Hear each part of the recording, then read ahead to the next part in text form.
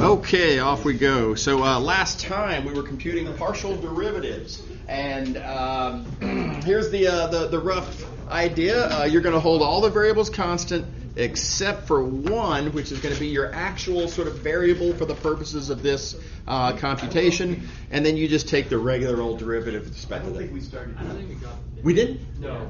Oh my gosh. Well, mine. Oh, you know what it is? I'm looking at. Sorry. I was looking at the wrong. Okay, this is section 2, isn't it? We're 3. Our class is section 3, right? I think we are too. I think we're section 2. Oh, maybe. I don't know. Yeah. Okay. All right. So yeah, because my section 2 comes after my section 3, and I'm sorry. I have my wires crossed. Okay. So we're on page 9 and halfway through page 10. Okay, my bad. So this is where we ended last time, then.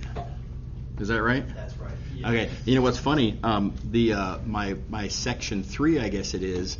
I started here, and they're 3 pages further forward, and nobody said anything.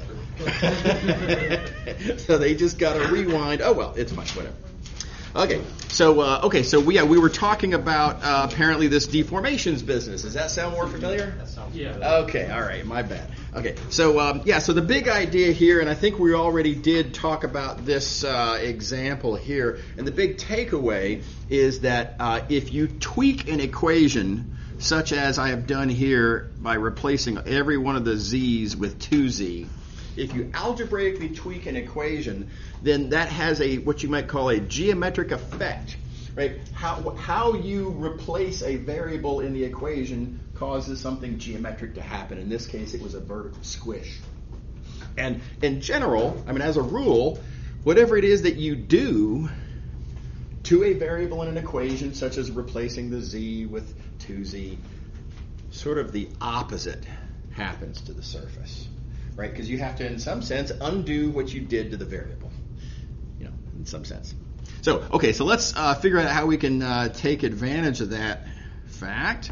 And we're going to look at this example here. And I want to understand this equation. And I'm in trouble, basically, if I try to understand this equation. This is not rotationally symmetric. X and Y, for example, don't appear strictly only in the proper form because A and B are different. And this rotational symmetry theorem is very delicate, and it's got to be just exactly so, and this just isn't. Okay, well, but what I can do is say, well, it looks a lot like this equation, which I totally understand, no problem. That's a sphere. Take your pick on various arguments you could make. Easy on the green side over there. And then furthermore, I can see how to do the tweak. Every x gets replaced with x over a. And every y got replaced with y over b, and every z got replaced with z over c. So easy to see what happened in the algebra, and I just have to ask now, okay, what do these 3 things do to my original sort of known surface, this unit sphere? And no problem, it does the opposite of what you did to the variable. So here, replacing x with x divided by a, what that's going to do is it's going to stretch by a factor of a in the x direction.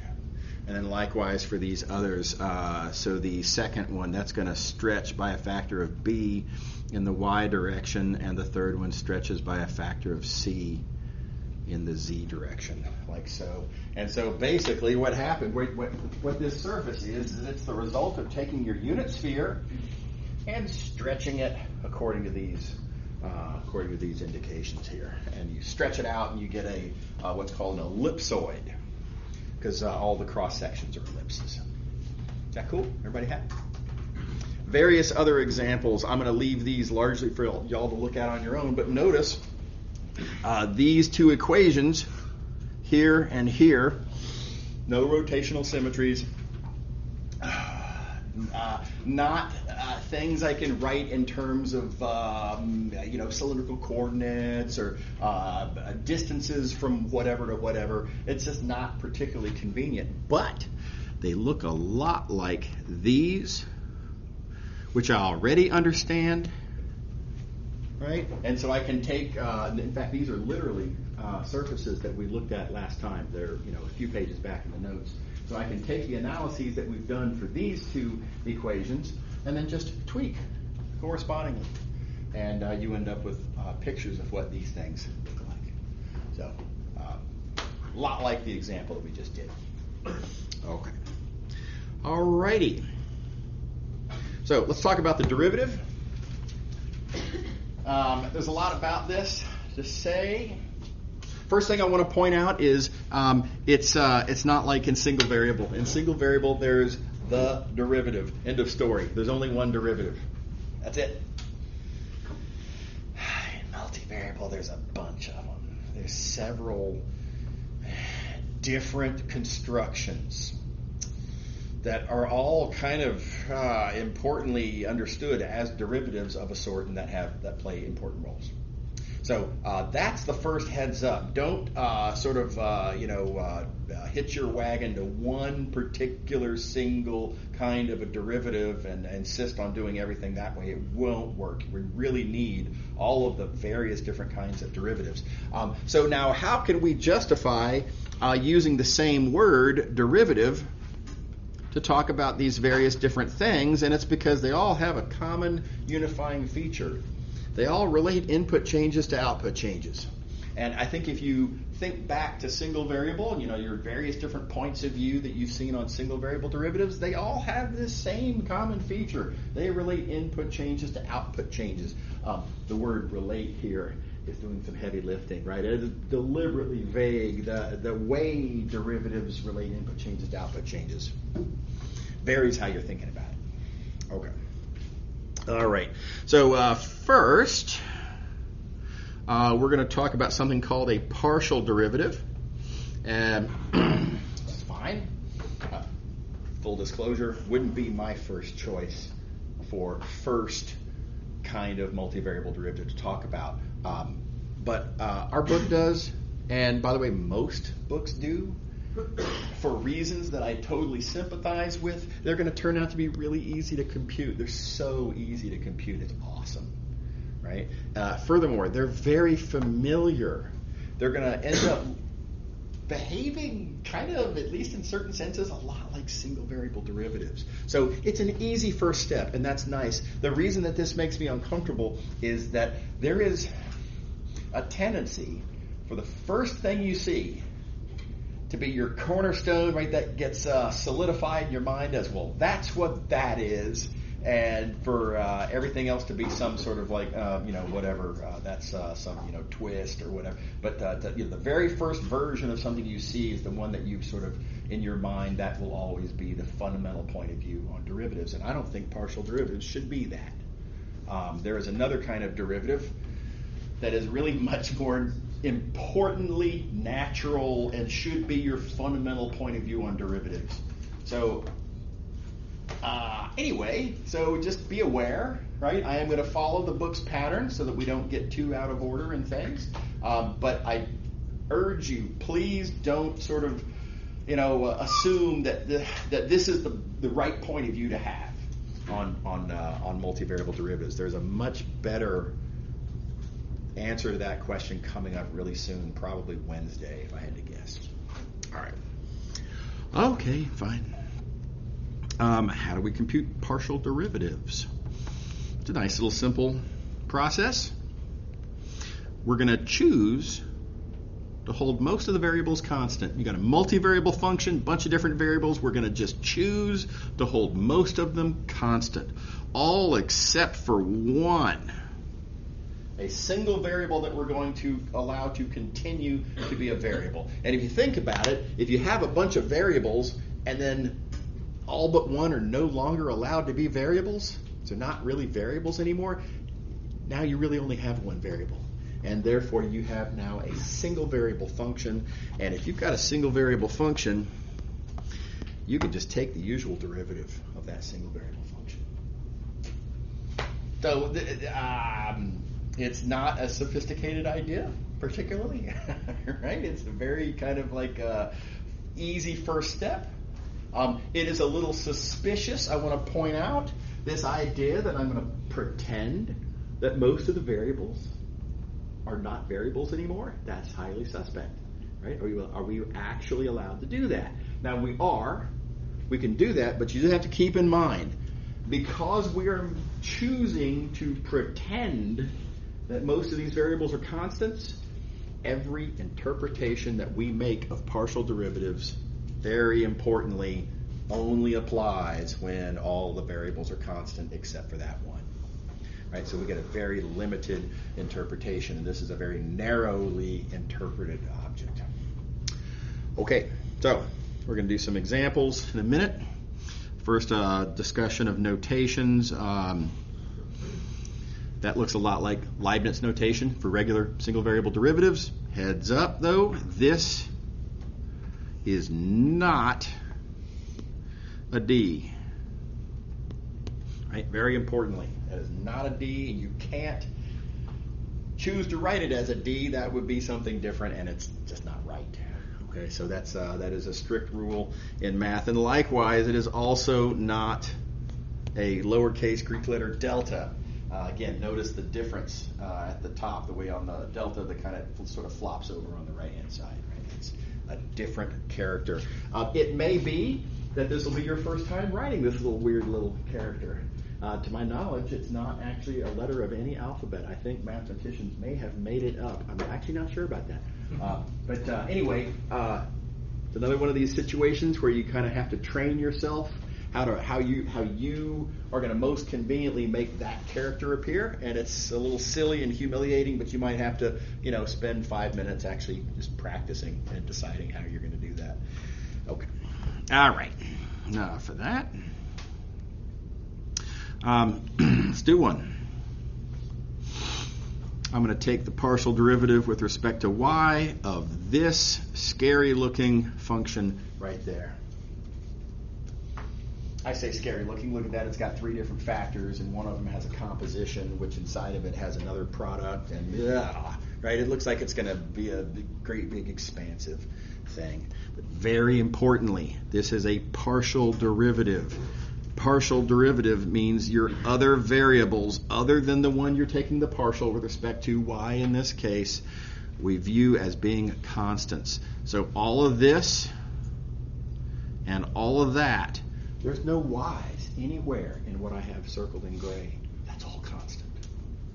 We're going to treat it as a constant for the purposes of this calculation. So what we're left with, you'll notice, I'm going to take the derivative with respect to y of basically just y squared times a constant. That's an easy derivative, right? Derivative of y squared times a constant is 2y times that same constant. We're done. Isn't that nice? Everybody happy? Okay. So, here's another couple of examples, mostly just for dramatic effect. This looks like a function to the power of a function. Looks really scary. Flashbacks of logarithmic differentiation from high school calculus, right? Which, I get them anyway. But importantly, again, x is your variable. That means x is the only thing in sight that's to be treated as a variable. That means that y is a constant for the purposes of this question. That means that your exponent is a constant. And what you have then here is a function to the power of a constant. Power rule, old news. Don't forget the outside in difference. Take the derivative of the inside at the end. Don't forget this 2x. Real easy to forget that. Function to the power of a constant. Is that cool? Everybody happy? Likewise with the second example here. With the second example, again, scary looking, but I'm taking a partial with respect to z. That means that x and y are constants. That means that my entire base down here is a constant. So this looks scary, but no, this is just constant to the power of z. This is literally just an exponential. And we have a pat formula for how to take derivatives of exponentials. By the way, just as a reminder, make sure that you're good with all of your standard differentiation rules. That is in the prerequisite trail of this course. I'm going to assume that you're good with all that stuff. Okay, everybody all right? All right. Now, to this moment, I haven't given you any particularly strong reason to believe that this is worth anything, right? Other than I'm spending class time on it, and so strategically you might suspect, right? But I haven't shown you anything that actually, how do we help solve a problem here? When you make a definition, and again, free country, you can define whatever you want. I'm defining partial derivatives like this. Good news, you can do whatever you want. Bad news, no one cares until you make a compelling case for what it means and how it's natural. Geometrically natural, physically natural, something like that, right? So, this doesn't really cut it, in my opinion, what I have on the screen here. So, you should be a little suspicious, perhaps, that I'm not really buying it, just yet. I haven't really made good sales pitch on it. Here comes the sales pitch. We're going to ask, what are the geometric interpretations of this construction, partial derivative? Now, before we get into it, reminder, it really depends on what kind of a picture you're looking at, right? Graphs are totally different from level sets, which are totally different from blah, blah, blah. Okay. So when we are going to try to make a geometric interpretation, we have to be explicit and actively remind ourselves, wait a minute, what kind of a picture are we looking at? So we're going to start here with graphs, and as such, being as we're looking at a graph, what I'm about to show you is part of what I think should be called the calculus of graphs. And I've been making references to this kind of thing for a few days now. And I call it the calculus of graphs because we're going to try to make sense out of partial derivatives. That's clearly calculus. And it will be in the geometric context of looking at a graph of that function. So, calculus of graphs. Okay. All right. Okay, again, graph. So, height, z, is the value of the function. Okay, we'll talk about partial derivative with respect to y, arbitrarily, just to get the ball rolling. And good news, when you compute a partial derivative with respect to y, it's a two-step process, and both of those steps have an existing geometric interpretation that I can just kind of point out. So here we go. Let me just point out what those interpretations are. Step one of a partial derivative is to fix all the other variables. Well, there is only one other variable. Other variable is x. So we're going to fix x. X is not allowed to change, which geometrically, this equation x equals a is that plane. So the first step in computing this partial derivative is, geometrically anyway, effectively taking a vertical cross-section perpendicular to the x-axis at the point A. Is that cool? And there's different ways to say this, by the way. So you can view this as perpendicular to the x-axis. Another way you could say this is that this is in the y direction. Right now, this is a constant source of confusion. Perpendicular to one in the direction of the other. It's easy to kind of get these accidentally sort of reversed. So heads up, do be careful. Think it through. Make sure you're comfortable with how this is y. This one equation, perpendicular to the x-axis, parallel to the y-axis. Make sure to keep them straight. All right. Okay, now when I do that, my initial graph that I was looking at, well, I'm now looking at just this picture right here. Just the cross section. Just the part of that original surface that is in this plane with which I'm taking a cross section. All right. Now let's think about what this is.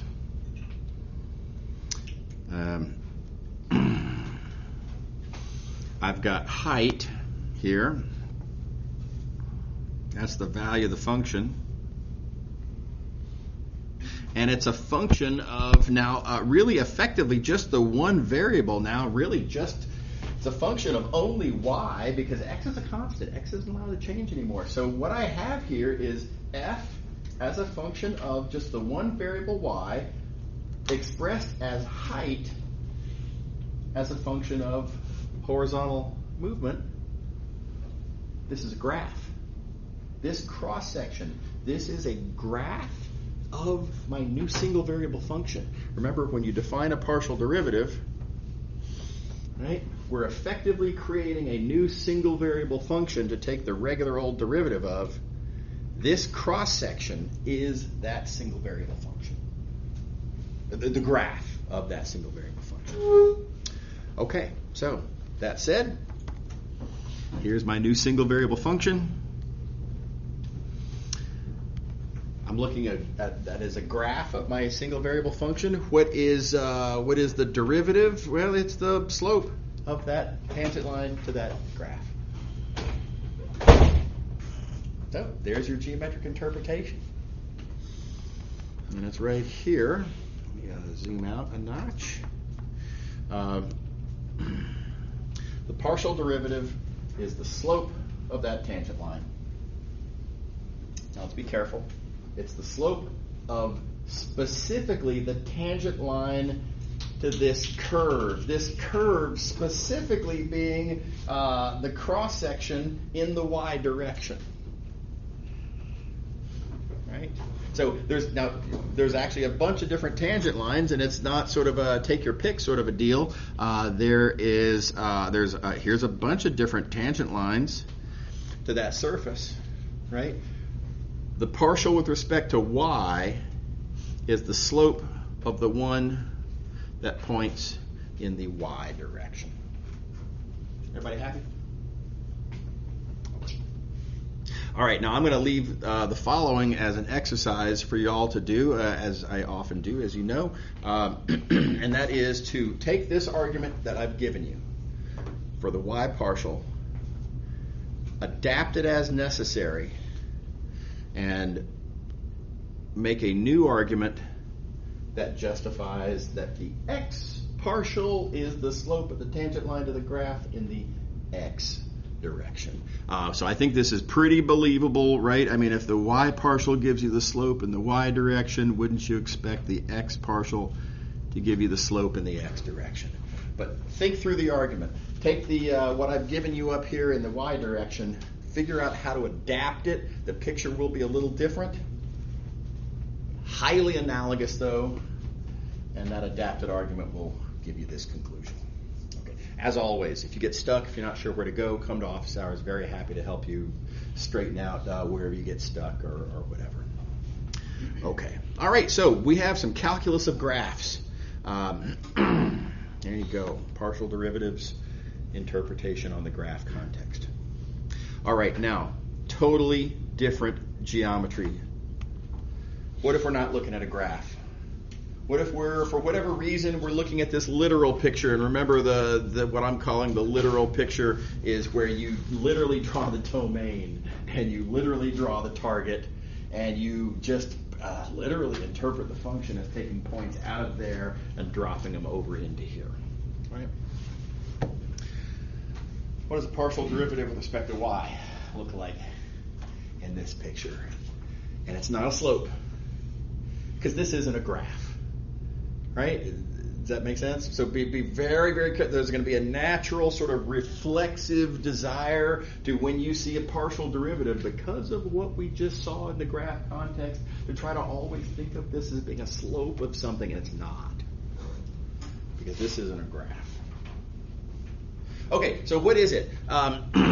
Being as this is a partial with respect to y, that means that x and z are constants. And so, for example, there's going to be a value of x there, value of z there. They're not allowed to change. And so I'm not allowed to move off of this gray line there. X and z are fixed. Right? Let me put it here. So A X has to stay A. Oh, you know what I can do? Let me put it over here. X has to stay A, and Z has to stay at C. Okay. But now I can move as far as I want in the Y direction. Y is still allowed to be a variable. And so I've got a single variable function where this line up here represents motion of the input variable. And then the target over here gives you the world in which you can move the output value. And when you change your input by some amount, dy, that will cause a change in the output. Some amount, let's call it df. So, change the input, change the output. And this looks like a multivariable picture because, again, our domain initially was this three-dimensional world over here, but keep in mind, it's not really anymore. Right? What we have here is just kind of a relic of when x and z used to be allowed to change, right? But in actuality now, as the function we're taking the derivative of, y is the only variable. So this is just a single variable calculus story at this point. And what is the derivative in single variable calculus? It's the thing that you multiply by input change to get output change. So that's how you interpret a partial derivative in this context, in this literal picture context. It's the thing that if you're moving only in the y direction, it's the thing that you multiply by dy to get df. Yeah? Could this same story been used with x? Yeah, totally analogous. It would just be that you'd be moving only in the x direction, and the picture you adapted. Yeah, totally. Very analogous. Yes? Did you use dy instead of the del y because it's only one variable? I hear where you're coming from. No, we use dy if we're talking about an actual differential. Oh. So yeah, this thing right here this is the sort of the odd little construction where I'm playing make believe, right? But this is literally no imagination required. How much y changes? So it's just dy. Yeah. Okay. Cool. All right. So, different interpretation. It's not the slope of anything. Right? Different context, different geometric picture, different appearance of calculus. Okay, let's talk level sets. Different picture. Now, here's a very common mistake for students to make. Lots of students will take a point like this, and somebody asks them about one of these partial derivatives, and they're like, oh, yeah, partial derivatives, yeah, that's like the slope or whatever, right? And a lot of students will think, okay, well, I guess then that the partial must be that slope there, but they're just wrong. This doesn't make any sense at all. That slope is not the slope of a graph, because this isn't a graph, these are level sets. This is what I was warning y'all about last week, I guess it was, when I was pointing out that, look, if you apply the calculus of graphs, when you're not looking at a graph, right, you get garbage interpretations. And that's what's going on here. This slope right there has absolutely nothing. Well, let me not overstate it. It is absolutely not equal to this partial derivative, or the other partial derivative, or any of the partial derivatives in this picture. Yeah.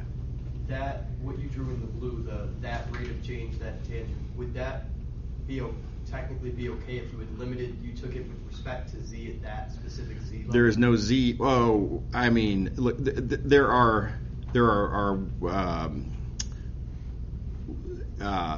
Let me not go down that road, because basically you're right that I could make a totally different picture in which I could make an interpretation in which I could make a different statement that would not be wrong. Yeah, that's right. Yeah. But I want to focus on this right here. This statement, as I've got it drawn here, is garbage. Is that cool? Does that make sense? No, okay. Yeah. Okay. All right. So how do we make sense out of this, given that this is a level sets picture? how do I interpret partial derivatives in this case? Well, keep in mind, if I'm talking about partial derivative with respect to x, that means y is constant. That means that I'm stuck on this line right here. Only x is allowed to change. And now think about it. What happens when x changes like this? And I'm going to interpret this, by the way, in my usual sort of favorite metaphor for level sets, and that is I find it helpful to visualize level sets as representing contour lines on like a mountain, like a hill you're out on a hike, right? And wow, look at this. I crossed 2 contour lines over a teeny tiny little bit of horizontal distance. That looks pretty steep to me, which would mean a high slope, which would mean a high value of the partial derivative. So the x partial, I would suspect from this picture, is large. By contrast, if I think about the y partial, right, the y partial would mean I'm going that way, because when you're doing the y partial, x is constant. Right? And with x being constant, as you move in the y direction, what happens here? Well, notice it took me a much greater horizontal distance, going north, as it were, right?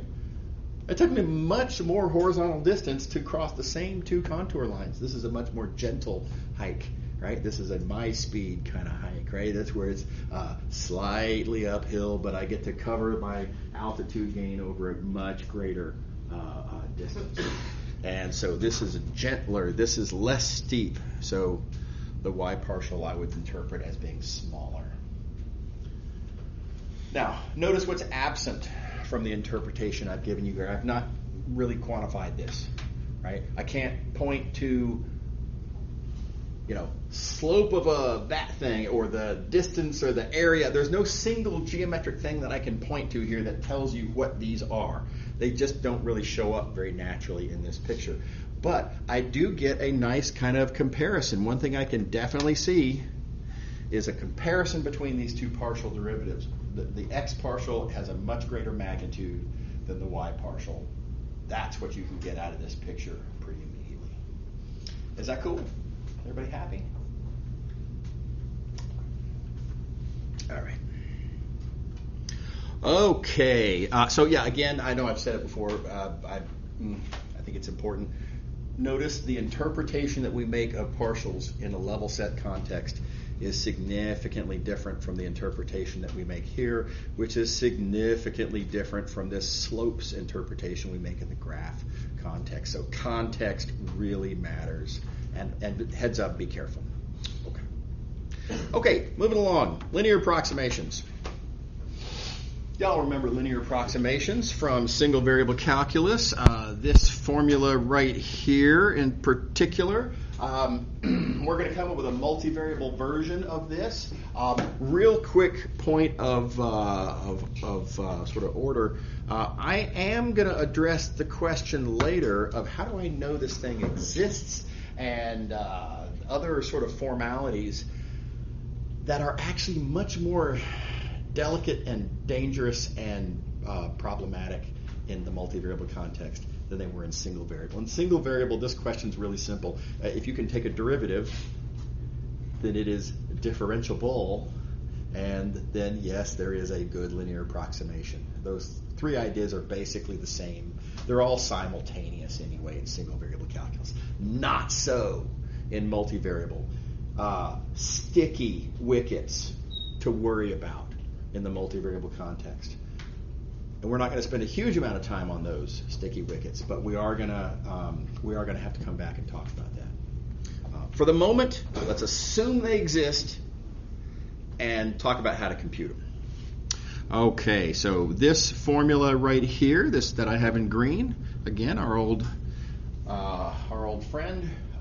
There's different ways to think about this. I have a personal favorite way to think about this, and that is, this is the unique. Let me do this in green here. This is the unique degree 1 polynomial that has the following 2 features. It has the same value as the function I'm approximating at the point A. And it has the same first derivative as the function f that I'm approximating at the point A. So that's the definition I'm going to take. That's what characterizes this formula as being the linear approximation. It mimics f in value and in derivative at the point A. Is that cool? Everybody, that ring bells, I hope? Okay. All right, let's do the same thing in a multivariable context. Oh, and real quick while I'm here, make sure you can prove this. It's a pretty straight up calculation, right? So for example, item 2 here, the way you're going to demonstrate requirement 2 is you're going to take this formula, you're going to take its derivative, and then you're going to plug in x equals a, and you're going to find that this is what you get, f prime of a, right? So it's pretty straightforward, but do make sure that you can do that. As always, come to office hours if you have questions. Okay, here's the multivariable version. Let's see here, colors. It's this monstrosity right here. Notice that this is for a function of several input variables, input variables. Notice also real quick, this is only for real valued functions. We'll worry later about vector valued functions. A couple of minutes. But for the moment, real valued only. And all of that observed, this is the function that does it. This function has the two desired features of, well, it mimics f in value and in, oh gosh, let's see, I'm going to say derivative. Wait a minute, there's a bunch of different partial derivatives. This function mimics f in all of the different partial derivatives.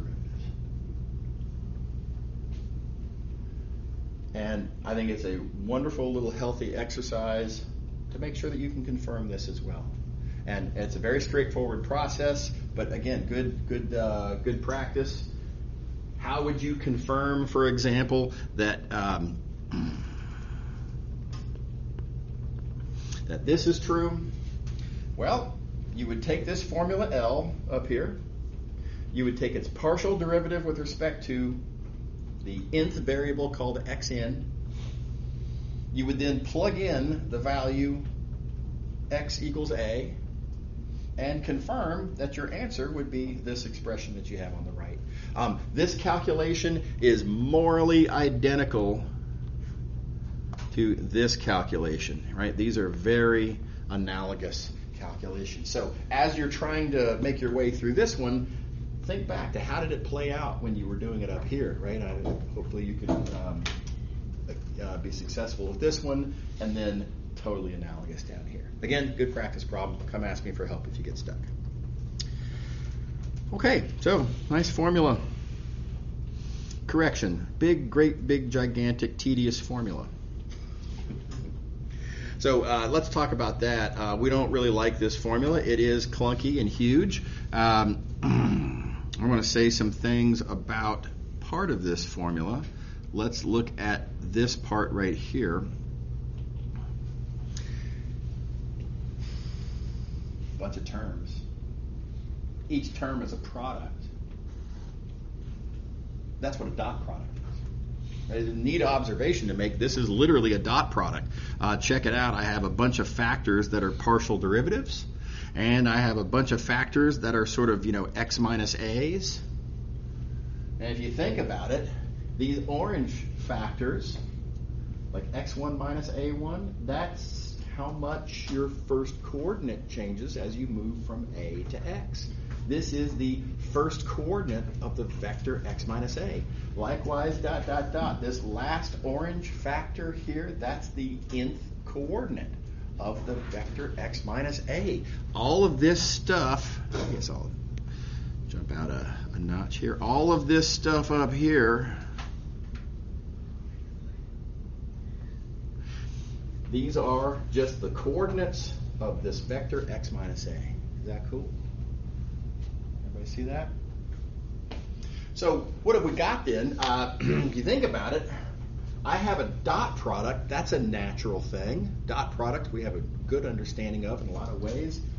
We have a dot product, and one of the vectors is a vector that itself is also natural, right? X minus A. A is where I'm starting. That's where I'm doing my linear approximation. X is where I'm going to. That's my sort of the new point that I'm plugging in, where I'm evaluating the linear approximation. X minus A is natural. Dot products are natural. And therefore, what I'm looking at here is a motivation for why I should consider this thing right here, defined by that formula, to be natural.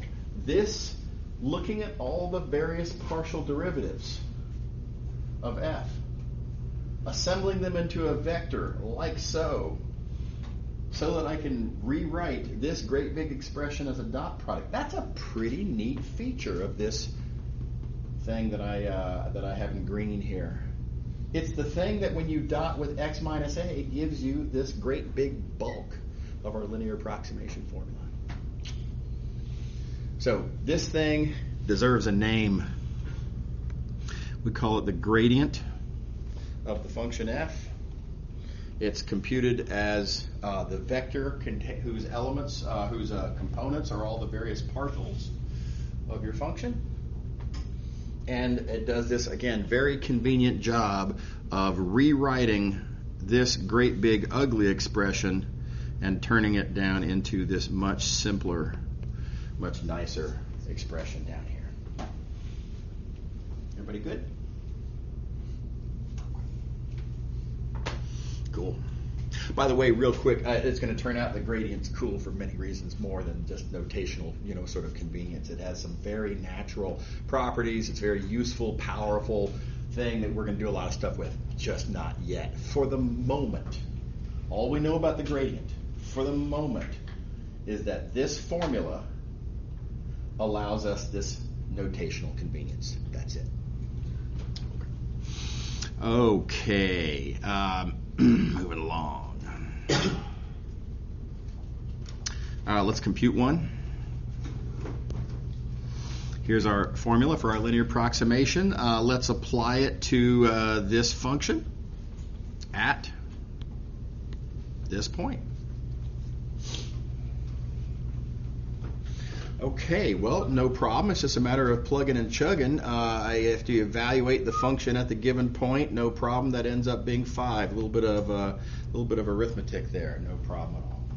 Okay, fine. Next, let's see here. Let me get rid of that. Okay.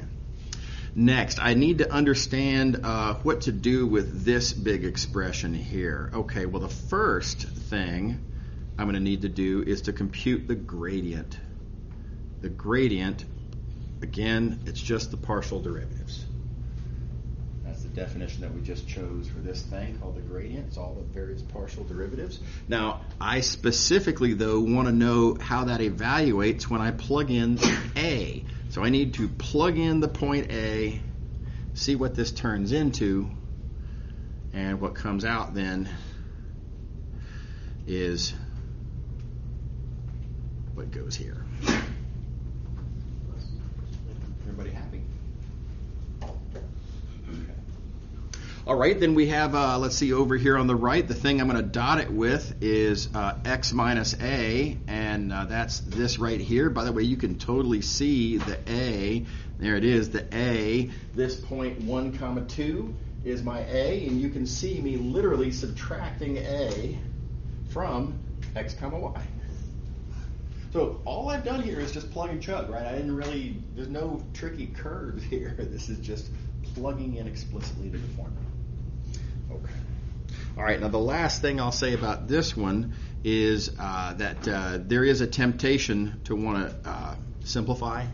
And depending on the circumstance, I guess, maybe, I like to point out that if why you needed this linear approximation is that you're going to have to compute a bazillion linear approximations of your function, like you're going to program it into a computer, right, and compute this expression a couple 100,000 times, something like that. Yeah, sure, streamline it, right? Simplify it as much as you can, totally.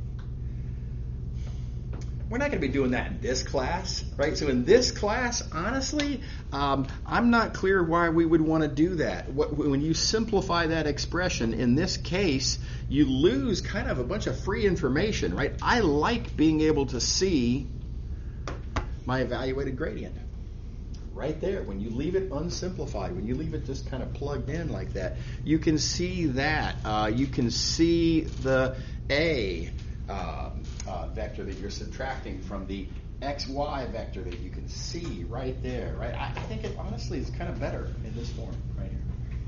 So, anyway. Okay. Real quick, let me point out, when we did this multivariable linear approximation, I wrote it out in gory detail first, and then I made a definition that allowed a notational convenience. I'm going to do it in the opposite order next. By the way, notice again, this was the real valued case. We're going to move on now to the vector valued case, where the outputs of this function now are vectors, not real numbers. And again, going straight to the notational convenience. Otherwise, things get kind of rough. Here's the notational convenience. To define this thing called df, sometimes called the derivative matrix. We'll see why next time, but it's this matrix right here. It has a lot in common with the gradient vector. Recall, the gradient vector was where you take all of the partial derivatives and you kind of assemble them together, and that made a vector for real valued functions. Here, I'm going to take all of the partial derivatives. Now, there's a bunch of different outputs, a bunch of different inputs. I don't get just a vector. I get a matrix when I assemble all of my partial derivatives together, not just a vector. So this is motivated similarly, you might say, to a gradient, but this is a bigger thing. Notice the pattern. Very important to get the pattern right. This first column here, every entry in this column is a partial with respect to x1. I think it's pretty believable. I'd like to call this the x1 column, right? Because again, all the partials are with respect to x1. Likewise, the second column, all the partials are with respect to x2. Call that the x2 column, etc. On the other hand, notice the rows. In these rows, we're taking the partials with respect to different input variables, but the first row is always partials of f1. So I think it's reasonable to call this top row the f1 row, because in every entry in this f1 row, we're taking partials of f1. Right? Columns correspond to input variables. Rows correspond to output variables. Be very, very careful to get this straight. It's easy to oops it and kind of do it the other way, where you accidentally transpose this matrix. It will not do its job if you transpose it. It's got to be arranged this way specifically. All right, so be careful. Columns, input variables, rows, output variables. And with this thing constructed like so, this matrix df does the job. This is the magic matrix that makes the linear approximation work. This is your vector valued multivariable linear approximation formula. The magic matrix multiplied by the vector x minus a plus f of a. Looks a lot like our previous formulas, doesn't it? And structurally, just kind of at a glance, it looks very, very similar. And it has, as previously discussed, these desired properties. It has the same value as f, and it has all of the same partials as f. In particular, when I say all, There's a lot here. Keep in mind, there's a bunch of different outputs. And you've got to look at all of the different output coordinates. For each of which, you have to take the partial with respect to a bunch of different input coordinates, input variables. Right? So this is a bazillion different partial derivatives that all will be equal. Again, if you assemble the derivative matrix in that special way. And I see we're out of time. We'll draw the line right here. We'll pick up here on Wednesday. Okay, y'all have a good one. See you later. Oops.